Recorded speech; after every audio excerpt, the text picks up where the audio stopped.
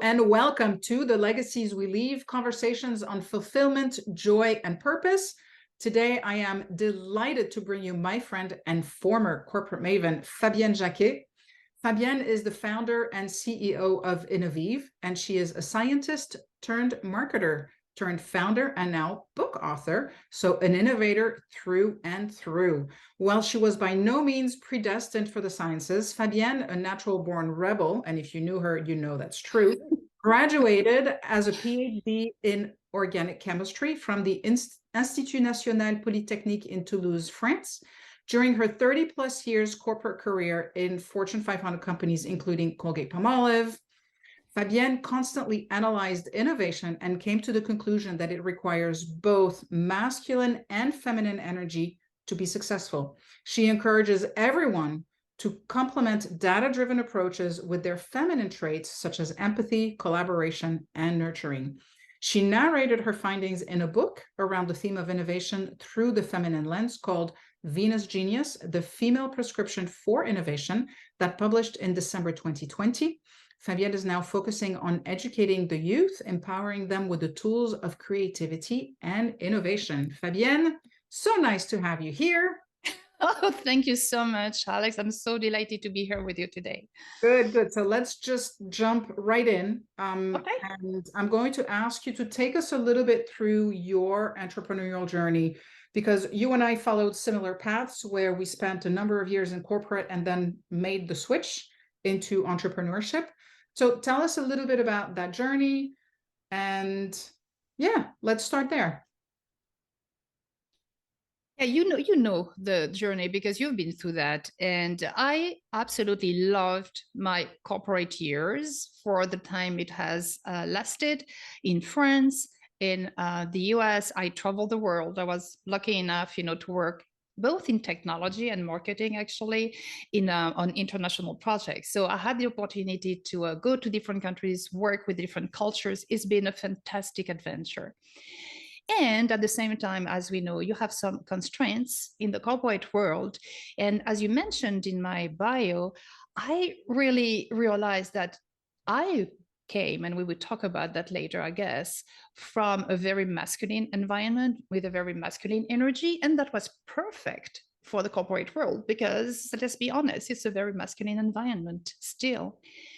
And at one point, personally, and narrated in the book, I felt something, stirring in my belly here, calling for the feminine, for more empathy, for more compassion, for just admit that I needed help and all that.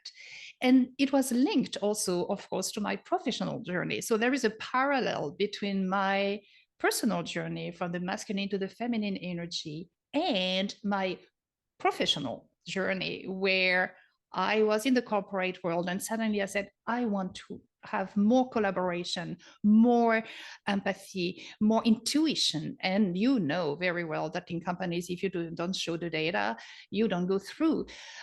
So the only way that I could do that somewhere was to be an entrepreneur. So this is how I think it came naturally. I didn't plan things. It's funny because when people ask me, what was your career plan? I say, I had none. I had not the plan to move from technology to marketing. I didn't have the plan to move to the US. I didn't have the plan to move back to Amsterdam.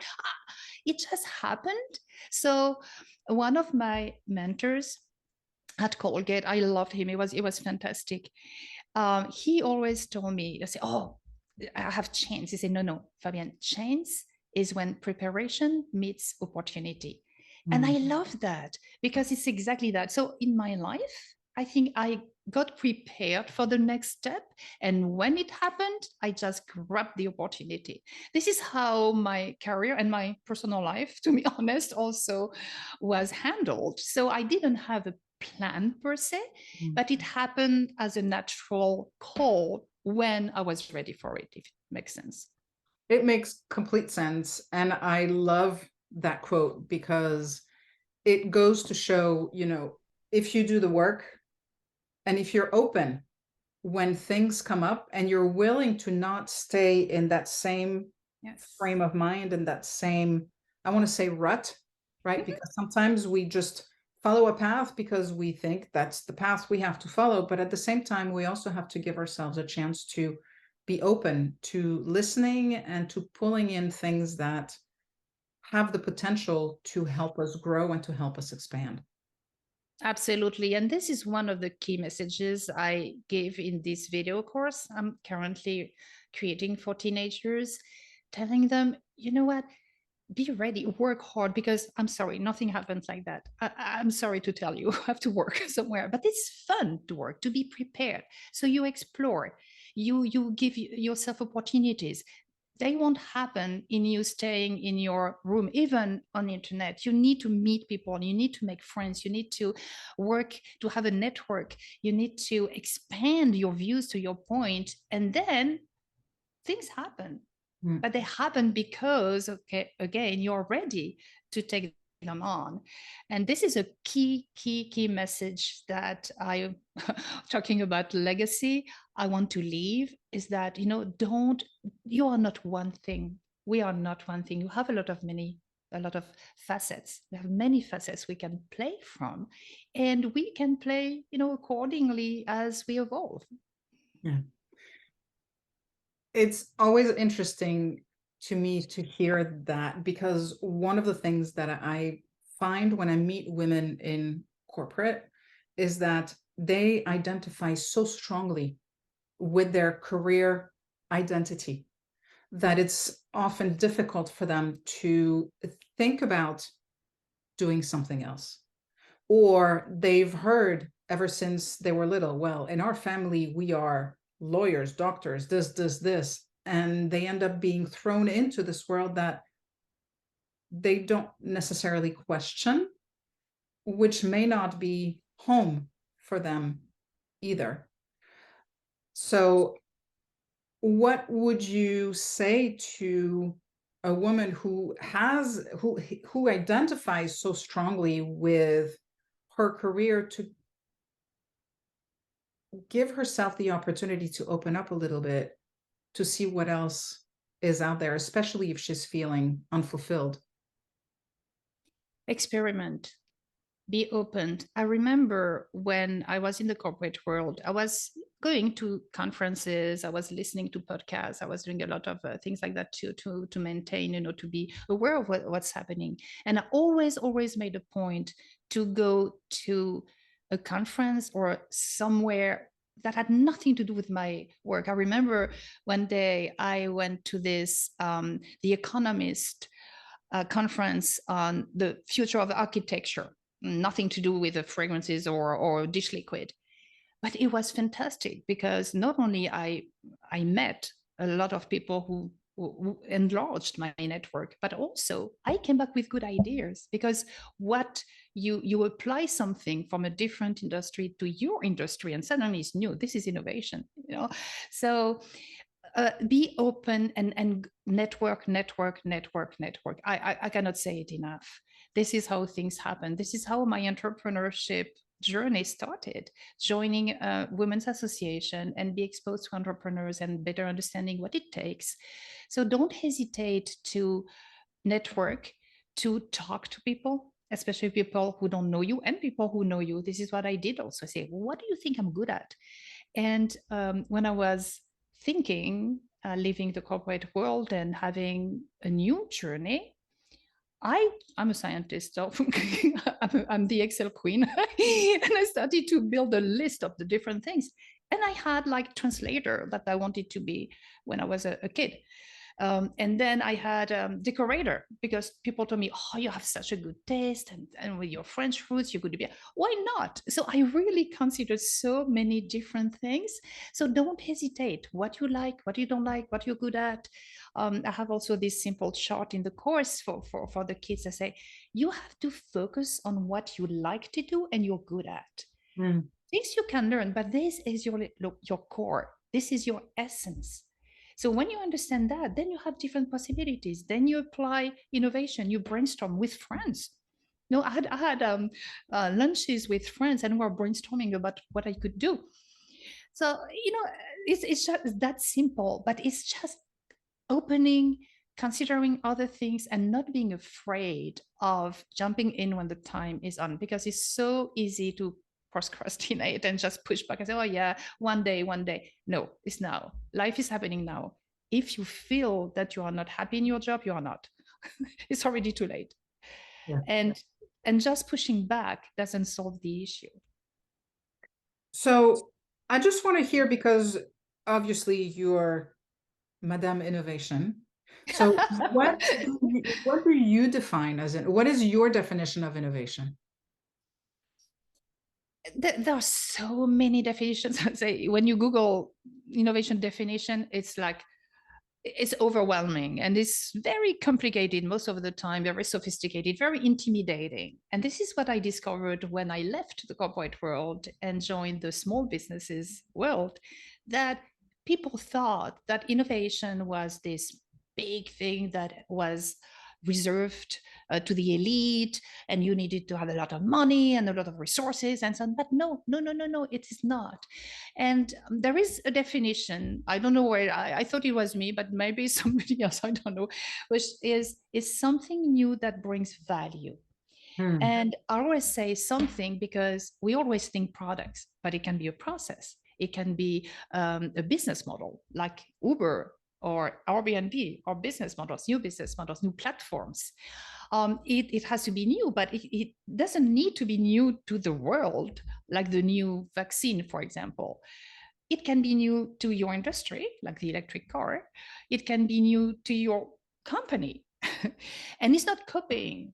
It's not copying, but it's adapting. And for example, the iPhone, when you take the iPhone is like nothing is new. What is new is the combination of existing technologies and concepts into something new.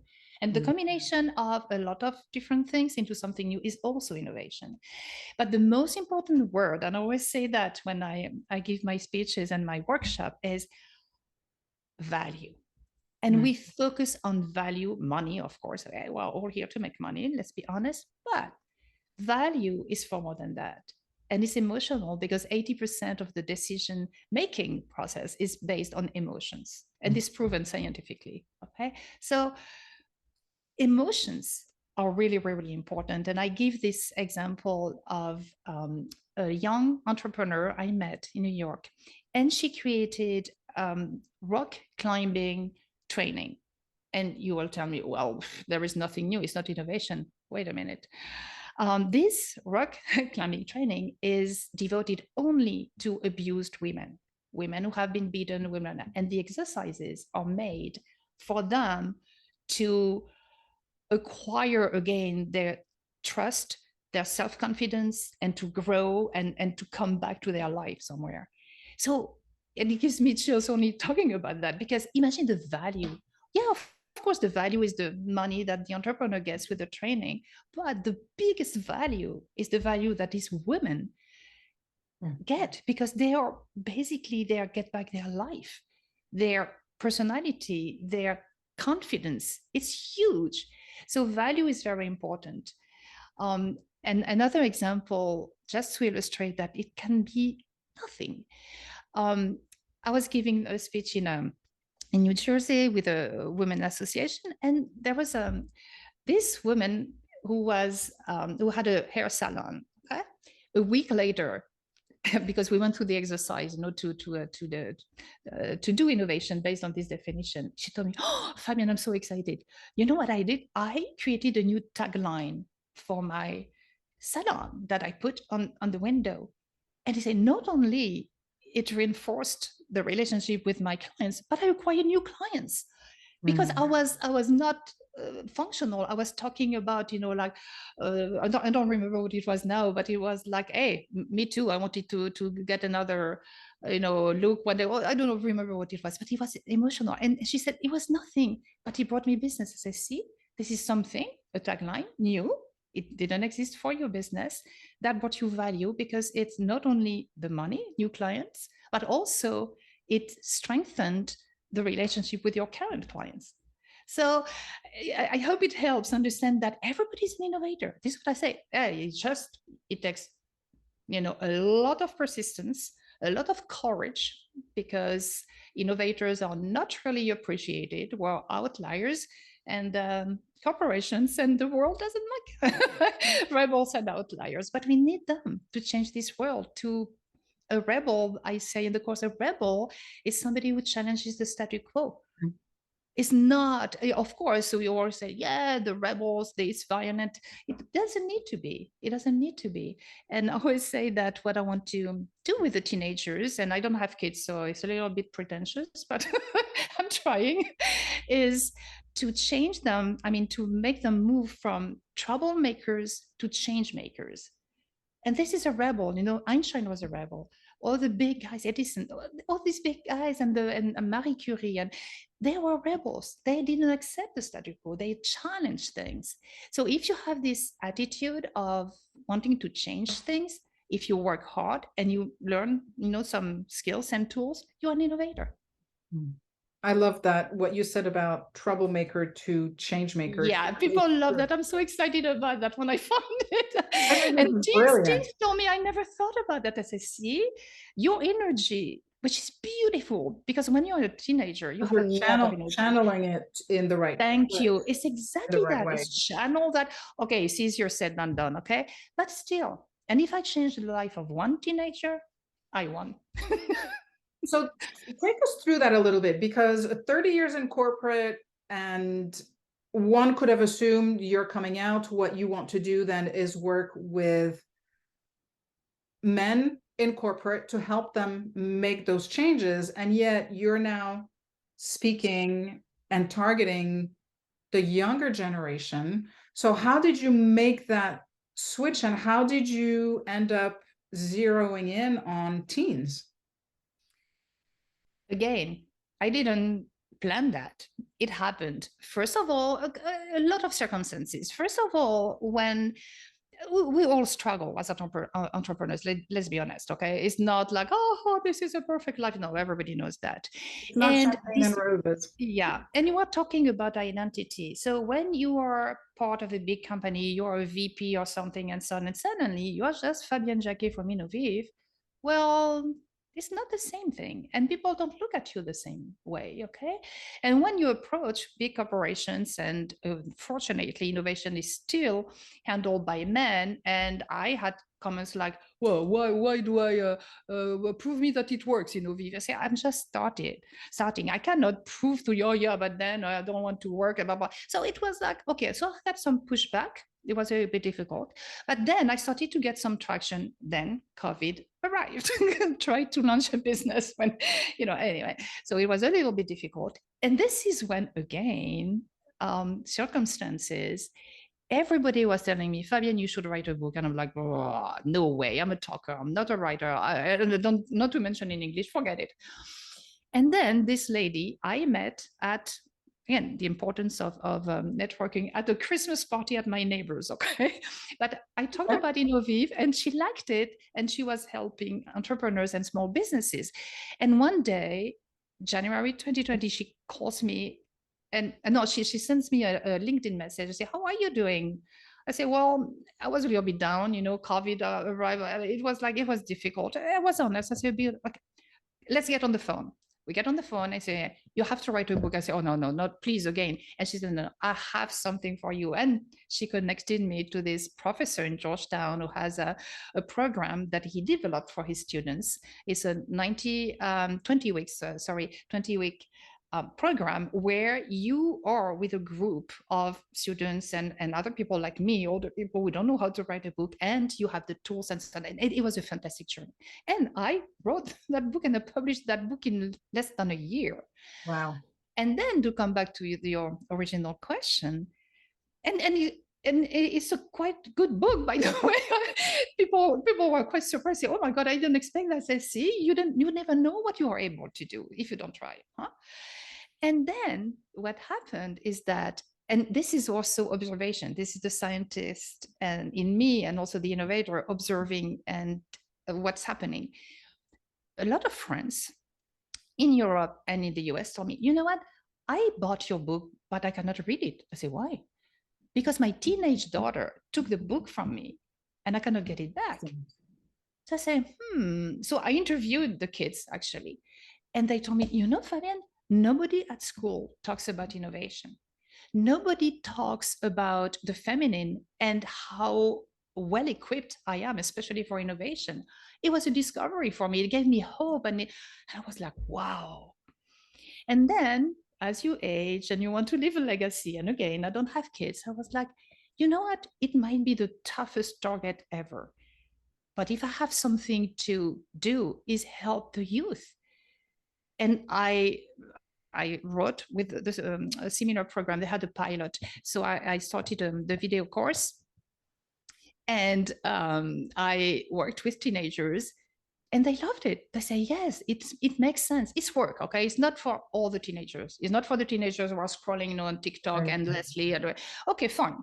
But for those who are interested and really want to make a change, it can work. So I'm not there yet. It's work in progress, but I'm very excited about it because innovation is the future of the world, and the kids are the future of the world. So it does make sense. I'm very logical. It does make sense if the kids don't know how to innovate. They will reproduce the same old schemes, and we will, have clones coming to this world, and it will be boring. And that's the one thing we don't want, and we don't want boring ever. Nope. Ever. So how would you say your sense of purpose has changed from when you started working to your time in corporate to what you're doing now? Take us through that evolution a little bit. I don't think I was thinking purpose when I was younger, and I followed the path. And to your point, and I was in a maths sub, maths P, and then scientific, and then and I go to somebody told me, oh, you're good at research. Okay, I did a thesis, and then I did a PhD, and then so I was like going my way, and then I said, okay, after PhD, you can be in education and you can be a professor. But when I saw the salary, I cried. I said, no, I think it's not for me. It's a lot of work. You have a lot of politics, like in the corporate world, and you have the money. So I went to the corporate world, and then followed the path.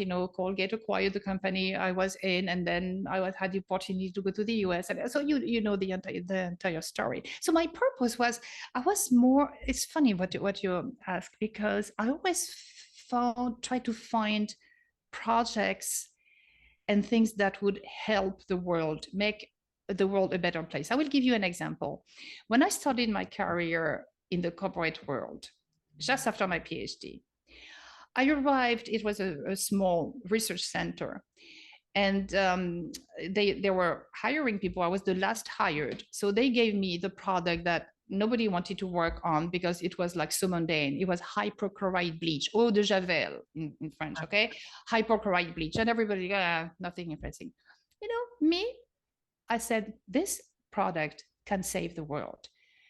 It saves, populations during cholera outbreaks and so on. It's a great product. It disinfects, it's natural. It's not toxic at all. It's dangerous when it's concentrated, but it's not dangerous. And I fell in love with the product.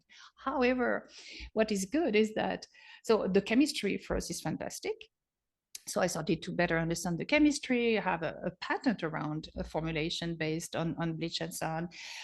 But more importantly, this product opened new horizons for me as I worked with the Pasteur Institute in Paris. I went in Africa and through the world to talk about hypochlorite bleach. And so it opened really a lot of opportunities for me. And it's also why Colgate-Palmolive, when I acquired the company, hired me, because they wanted my expertise in that product. So again, there is no bad product. There is no small project. There is nothing. This is what you put in there that makes it exciting or not. And I found my purpose there. I was helping the world because this product is magic somewhere. It saves life. Same thing when I worked at Colgate in oral care. Oral care, people say, oh yeah, so you brush your teeth and so on, and they're white and you smell. No, but you can eat when you're older without having dentures. You smile, it gives confidence.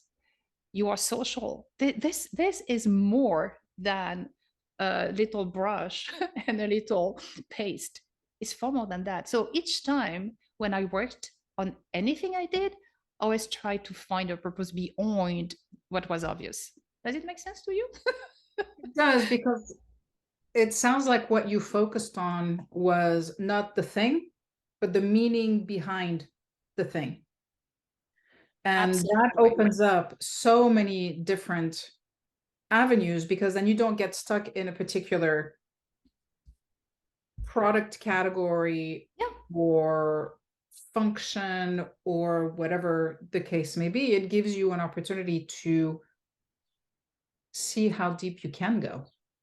Yes, and I again, something I teach in the course, go beyond the obvious. We all stop at the obvious, but you have to go beyond that. There is in everything there is a meaning. There is something more profound that you have to discover. And I think it was my purpose when I was working on fragrances. I was absolutely mesmerized by the functional fragrances, how a fragrance can help the mood, how a fragrance and the sense of smell, you can diagnose Alzheimer. You can, I mean, like this is a wonderful, wonderful, wonderful sense. This is the most powerful, and the one that is animal, so we don't really talk about it. And while just scratching the surface of what we can do with it. So this is why it was not the glamorous aspect of fragrances that was interesting to me, but really the power that smell and these fragrances have on people, on their morale, on their life, how it can make life better. Again, life better. It's funny that you say that, because how many times have we been walking down the street and something hits your nose and you're all of a sudden you become that 5-year-old kid again, right? And Absolutely. it's absolutely instant. Yes, And because like it's you're going. Yeah, in a bubble. All of a yeah, sudden you're in a yeah, bubble. yeah. And And yeah, I studied the brain, and I interviewed brain scientists for the book. And one of the fascinating things about the smell is that it doesn't go through the cortex and so on, all the analytical thing. It goes directly to the very, very primitive part of the brain. This is why it's so emotional and brings you right away, not going through all the analytical things that block us. No, it's serious. It's amazing. It's absolutely amazing. So yeah, in each, and again, to come back to your question, the purpose is always looking beyond the obvious and see how can I use what I do today to make people's lives better. It was on French TV, and I saw this thing and it brought tears to my eyes. It was this lady, we call in France Madame Pipi. So she was cleaning the toilet in a building. Let's be honest, okay? This lady was fantastic. She took her job at heart. She was not only cleaning, but she started to put little notes. She started to put little flowers and things, and to have. She was so creative, so innovative, and she totally transformed the bathroom experience for all the employees and so on. And she was, I think they nominated her the employee of the. I don't know what she had a reward. She was so proud, but she was very touching, because this job that can be considered like, oh my God, this is the worst job in the world, she made it worth it. She brought value to the people who were using the bathroom in her way, and she was happy to do that. She was proud. So this is how you consider something that makes it good or bad. It's not the thing itself, it's not the product, it's not the job, it's what you do with it. And it's the same thing with life, right? Things happen to us, and the meaning we assign to the thing that's happened to us defines whether we grow and reach for more, or whether we decide to be a victim. Oh yes, especially women. Right. So I'm listening to you talk about innovation. I'm listening to you talk about purpose. How closely linked are those two things for you? Because it sounds like where there is one, there is the other. Well, they're linked because you can innovate your purpose. This is what I'm trying to help people do, innovate their future and their purpose in their life by using the process of innovation, which is, very simple. You analyze what is existing, the market or yourself when it comes to you, and then you start to brainstorm ideas, and then you select some ideas, and then you prototype, you try. I say when a kid say, if you want to be an actor, okay, you can prototype. If you want to know if you're good at that, you can take acting classes. Or if you want to know if it's a lifestyle you like, you can shadow an actor for a day or two and see if it fits your lifestyle. So you can prototype things. And then when you prototype, say, yeah, this is what I want to do, and you act. So this is innovation all along. And you innovate your purpose like you innovate a product or a service. So to me, they are linked that way. And and the purpose comes from research. It's like this aha moment, like intuition. It doesn't exist. People don't realize. Intuition is not like the crystal ball or the I found that. No. It's when you have accumulated enough experience and data and stuff, somewhere you're an expert at the topic, whatever it is, and then you let your brain rest. You sleep. This is why we have ideas in the shower, by the way. So the shower, you don't think of that. You sleep, you take a nap, you walk. Walking is fantastic. And then suddenly your brain, it never stops, okay? So when you let it not overwhelmed with a lot of things, you let it rest. It does the work and connects the dots. And the beauty is that we all connect the dots in a different way. This is why we're all creative in different ways. That's And our when secret sauce. exactly. And so when you do that, you discover new things and you discover your purpose, and your purpose comes to you because of your experience. Again, remember, exposure, network. It doesn't happen like that. Oh, I want to be this. Yeah, no. Unless you're forced, and to your point, when people tell you, oh, we're all doctors in family, you'll be a doctor. Nobody was, not, my daddy was a soldier in the army. My mommy was an administrative assistant in the administration, the French administration. Nothing, as you said in my bio, I was not predestined to be a scientist or whatever, but it happened. It happened. I loved it. I was curious. I had the possibility in France, so we can have education, and it's not that expensive compared to here. So I was very lucky, and it happened, but I worked hard. So thinking about what you consider to be the process of innovation. If I come to you and I say, Fabienne, I have to make a change, something's not working, how would you encourage me to move forward as if I were innovating or brainstorming something new for my life? Okay, so this is the 14 episode course that I'm writing. No, seriously. Okay, so give me the Cliff Notes. Yeah, so I will give you the elevator pitch. No, but no, seriously, it's a process. So you have to take time, but you do little things as you go. So first, you have to understand what you like, as I say, you don't like, what you're good at, not at, and you jot down. It's a brain dump. Inventory. Yeah, you do that and so on. And then you, in parallel, you create your network. You worked with your friends and with people who don't know you. When I moved from the corporate world and I wanted to be an entrepreneur and I didn't know exactly what I should do, I interviewed with 50 people, some my family, very good friends, and people on LinkedIn or people I didn't really know, but I had met me, and asked them. And we brainstorm ideas and what I'm good at, not good at, and so on. So I gathered, again, I have an Excel sheet a little big like that. And I gathered all the information there. So then I said, okay, this I eliminate because of that. This I eliminate. And I selected some ideas. And then I said, okay, this is, I woke up actually one night, I said, oh, Innovative. And my husband said, what the is that? And I said, this is innovation and feminine, but it's the result of all that work. So I knew I wanted to do innovation and feminine. Okay, I started with a consulting job because it seemed to be the most obvious and what I knew the best. But as you see, it evolved. It evolved through the book. It evolved now through more education and the course and speaking and workshops. And So it's Give evolving. me one Yeah. second because Yeah. there is somebody's mowing the lawn outside and I want to make sure I capture everything. Let me go back because I don't remember where we left off. We left off after doing the inventory. No, and so the inventory, and then you have the ideas, and then you experiment.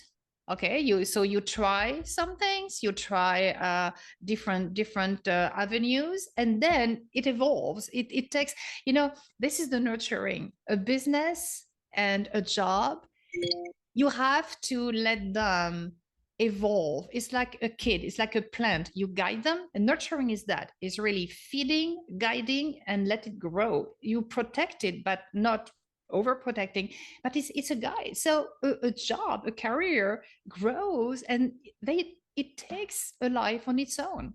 Yeah. And you have just to be flexible again and say, oh, I want to be that. Yeah, but yes, I wanted to do that, but I'm open to other things now, and it can evolve, and I can still evolve my business tomorrow. I have no idea, according to what their circumstances will be and what will be in front of me. I'm planning in October an event here around the feminine with some paintings for my husband and some paintings for another person and some jewelry. So this came to me because I met people, and it happens like that. So again, you can, yeah, if you want to change your life and purpose and your job and so on, you can do all the groundwork I mentioned, but then you have to choose something and just do it. And again, consider first why you are miserable at your work. And it might be because you focus only on the obvious, as we said, the product or that, and you don't see what you are bringing beyond the service you are doing and how you can find perhaps a purpose in where you are. Sometimes it's that simple instead of having a dramatic change. When I was in corporate, I had no idea what my purpose was. I just know that I got to the point where I woke up one day and I was like, please tell me that there's more to life than this. Because every day it felt like Groundhog Day. Every day the same problems, every day the same issues with the clients, every day the same politics, every day the same. And it got so boring. And partly, I think because of that, it got really stressful. And the only solution that I had was, it's time to do something different. Because I also didn't want my legacy. I'm like you, I don't have children. I didn't want my legacy to be what I was doing. If I was going to pass tomorrow, I don't want just this to be my legacy. I hear you. And finding something else became, it's through that idea of legacy, through that idea of there's got to be more to life than this, that I actually came to my purpose. So I also think there are different ways that you can get there, and purpose doesn't have to be this giant thing. Absolutely. It's sometimes just how you show up every day. It's very interesting how we found the purpose. You made me think of an experience. It was like more than 20 years ago, and my husband had cancer, and it was 2 terrible years. And I started to do Tai Chi, which helped a lot. It's a fantastic sport. So I did Tai Chi and so on. And I remember one day they said, oh, okay, so Sunday we'll have a special session. It's the entire day. You come. So, yeah, oh, no, I will experiment. Why not? And he said it will be the day we do 1,000 bows.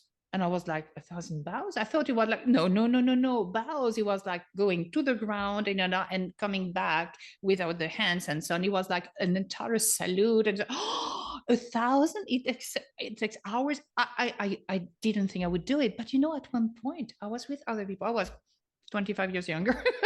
But I was doing it, and I did it, and I finished it, and at the end, but at one point, your brain takes the lead, and you don't even feel the pain, the body, you just do it, and and it's like everybody's doing that anyway. So, and at the end, we lie, and we're just like, and then they said, oh, and now we'll take you through a meditation, and you will understand your purpose, why you are on this earth. And I was like, as a scientist, bullshit, it will never happen. But I was so tired that I played the game, and it did come to me. And suddenly, I had this realization that I'm here to bring joy and lightness to people. I had the feedback each time I say, oh, you have so beautiful energy. You are such a, you bring me joy. When I see you, I'm motivated. This is me. This is me. This is who I am. And this is why at one point, to come back to what you have said, in the corporate world, this is not some value that is really valued, bring joy and lightness. You're kidding me. But this is how I did things, because I was inspiring people. They wanted to be with me because I was bringing that joy and this, lightness is a good word, because life is too serious. Sometimes you just have to be crazy. And this is my gift, to inspire people like that.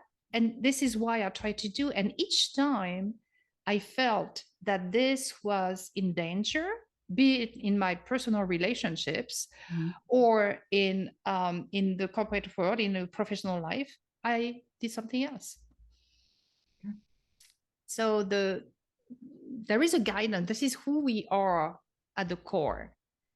This is who we are at the core that guides that. But you have to discover it, and it takes time. You don't know it when you are 20. And you have to be willing to pay attention and to listen. Yes. Because I was having a discussion earlier today with a friend, and we were talking about, especially when you're in corporate, you have that drive to succeed, right? It's like, it's just one track mind, succeed, succeed, succeed. And there is something to be said for that. But at the same time, when that's all you focus on, you become unidimensional. Yes. And you forget that there are so many other facets to life, so many other places where if you drive so much to succeed at work, maybe you're missing something in your personal life, or maybe your health is not good, or maybe you don't have any hobbies. So being able to look at our life really holistically, because we are not just one dimension, makes us more interesting people. And it gives us the opportunity to experiment in different ways. I know you love the quote that my mentor gave about chains. He was wonderful because it's also asking the right questions. And when I wanted to move from technology to marketing, I consulted with headhunters, with people around me, and so on. Everybody was against. Everybody say, "Oh my God, no! You're PhD in chemistry. You are very good at technology. You have a very good job. You have an entire team, and so on. What do you want to move to marketing? And this is stupid." But I knew that I needed to do that, and I went to my mentor, and he looked at me and he asked me the question. He said, "Fabienne, in your career, what do you want? Do you want power or fun?" Imagine what I answered, of course. And he told me, so then do it. Then do it. Because if you move from technology to marketing, you will lose the power. You will never be at the same level as the others in technology. And you will never be at the same level as the marketers, because you miss all that. So you will always be between two worlds. It will be fun. It will be uncomfortable. It will be a lot of fun. And this is what I did. So you have also to have people who help you with that question. Was fantastic. It was like the best question ever. And it helped me clarify right away. Yeah, of course, to your point. Yes, I wanted to progress. I thought to be promoted because I deserved it, and it was the rules of the game. But it was not my objective. It was not to go at the top of the company. It was not that. I wanted to feel fulfilled. I wanted to discover. And I say, I wanted to understand what was happening in the consumer's mind when they were using the product for which I knew what happened between the molecules in the beaker. This was curiosity. It was just not fun for fun. This is exactly what he said. So you have to know. Wasn't the game you wanted to play. Yeah, exactly. And there is nothing wrong with being ambitious and wanting to go to the top of a company. Nothing wrong. But you have to know if it's you or not. It's not something that is imposed to you. You need to do that. You have to go and you have to go higher. Why? You have to decide for yourself what makes you happy. Because I know a lot of women who are on the fast track to senior management who are absolutely miserable. But they're there because financially they're supporting the household. Yep. Or because, well, that's what I'm supposed to do. I'm supposed to continue to move forward and to grow and to, keep going higher and higher and higher. But it's almost to me like selling your soul. Yes, absolutely. Each time again I left, so people or companies are in my life, each time it was when I felt it was hurting my values and who Yeah. I was at the core. Each time. Of course, it's easy to analyze afterwards, but it True. was. I didn't realize that at the time, but a boyfriend, because he was preventing me from laughing. He was thinking that, oh, life is too serious. You're always laughing. This is not fun, blah, blah, blah. And I say, hey, this is who I am. I'm a happy camper. Sorry. I will not let you, even if I'm in love with you and you're smart and you're beautiful and you have a lot of things, but I'm sorry, I'm miserable because I want to be who I am and I want to laugh and I want to joke and I want to be happy and light and stupid. Yeah. And I just want to clarify something because I don't want women to think that I look down on if you're driven and no. you want to move up the ladder, that it's something that is bad. If that's what lights you up, if that's what makes you come alive, then by all means. But if you do that because you feel it's something that you have to do, but it's not something that you feel in your core is yours to own, that's the difference. You phrased it perfectly. It's exactly that. Is you need, and this is what I tell the kids too in the course. Your parents and your teachers can be the worst advisors because they and a lot of parents do that. Unfortunately, they have their kids realize their own dreams that they couldn't realize when they were younger for this or that reason and so on. And it's terrible to put such a responsibility and a burden on the kids' shoulders. It's terrible. Yeah. So do it because you want to do it, because you feel that you're good at it, or what excites you. This is what excites you in life. What brings a smile to your face. It's that simple. When you get to a point in your career where you've always done what you were quote unquote supposed to do, it can be difficult to know what excites you. We're talking about, as you know, there are a lot of discussions in France about retirement and so on. And people think of retirement like this holy grail and life will be wonderful when I will be retired and so on. And I'm just thinking, are you that miserable at work that you are looking for that to be happy? And in my career, each time I managed to be balanced in my professional and personal life. I remember I traveled a lot for business. And each time I was traveling for business, I took time to stay and have an experience personally with my husband or with friends or alone. Each time, because I said, you know what? I may never go back to Japan. And I never did, by the way. So if I'm there, so you can perfectly mix the professional life, but also balancing with your life and be happy, not always be, go.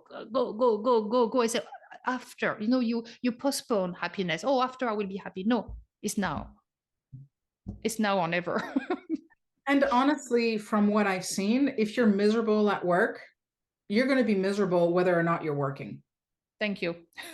Yeah, and this is what Because it's a happens. mindset Of thing. course. It's not it doesn't have to be directly related to what you're doing now. It's how you choose to approach what you're doing, whether you approach it from a heart of service or from a heart of joy or from a heart of, oh, I got to do this again. That makes all the difference in the world. And when you are asking about innovation, the definition and so on, and of course it's a process, and of course you have tools and so on, but it's more of a mindset. When people say, when did you realize you were an innovator? I say, I was born an innovator. I was 2.5 years old and I wanted to change the world already. I was challenging things. I was, because I was not happy with Not the way it surprised. was. Yeah. No, but seriously. And I was like, and I was curious, always observing, always exploring and wanting to understand things. And it's a mindset. It's a mindset. And you can acquire it. You can acquire it. You have just to train and again, like stop some social media, excuse me, but and think and observe nature. And I'm lucky now that we moved to the south, and it's so beautiful here. Nature, it's generous to just to hear the birds that I didn't hear anymore in New Jersey because there were construction everywhere, and birds, and they the trees are gone, and so We're like, suddenly I'm out of you here. no, but seriously, and but I was happy there, but I needed a life style change, and the environment now is more adapted to what I am today and to my energy today. But you have to, again, to know it, and you have to have, you say, oh, you're so courageous to move after. Yeah, it's not easy, as you know, to move. It's very tough. I'm now still in boxes and all that, but it's so rewarding to be in a place where you feel more complete. It's more you, are more centered. And it's not just, we spend so much time at work and so much time in our careers that we do tend to forget that there is a whole other world out there, or we take it for granted. Yes, Which this is is another almost point. even worse than forgetting that it's out there, is that we take it for granted. So how do we not take that for granted? How do we connect with the rest of our world so that we are a whole person and not just one part of a person? This is very interesting. I read an article and I put it in, I think, in my book as a reference, but for sure in the course. And this guy explains that why do we travel? We travel to discover the world, to discover new things, new experiences, and so on. But sometimes, and I think with COVID, we learned that when we couldn't really travel, just discover your backyard. Yeah. Just discover there are so many things we can discover in our neighborhood, only our neighbors. Some Americans don't even know their neighbors. I just met we just moved 3 weeks ago in our new home apartment, and above there is this older lady. She's fantastic. We had a conversation. I mean, like, I discover your neighbors. You would be surprised. And this is also another aspect, that if you have, again, a mindset, if you take the mindset of traveling, when you travel, you go somewhere, you have a program. Oh, we do this and that, and you want to discover. Do same thing at home. Do same thing at home. Instead of scrolling through a social media, go out, go for a walk, meet your neighbors, go to a there are community gardens there. I love to garden, as you know. Do something a little bit different every day. You rediscover where you are. This is innovation. This will prevent you from being bored, because you rediscover your life and your own skills. So curiosity, Yes, is paramount to, oh yeah, this is the start of everything. This is the engine that will make you move and want to discover and yes, make mistakes. but that's part of the learning, right? That's part, in a way, that's part of the fun. It just depends on what meaning we assign to mistakes, right? If we say a mistake is life ending, we're going to react very differently than if we say, oh, what can I learn? Yeah, and how can I repair what I screwed up? And that's where innovation comes in. No, absolutely, because it happens, and then we did renovation in the apartment. Oh my God, of course I made mistakes. So you know what? Okay, fine. So now what can we do? I was talking to the contractor. He was like, oh my God. I said, no. What can we do to repair that? There will be a solution somewhere. And you just brainstorm and you find solutions. So in any situation, again, it's a mindset, challenge things. And yeah, things happen. They happen, life happens. Okay, we know that.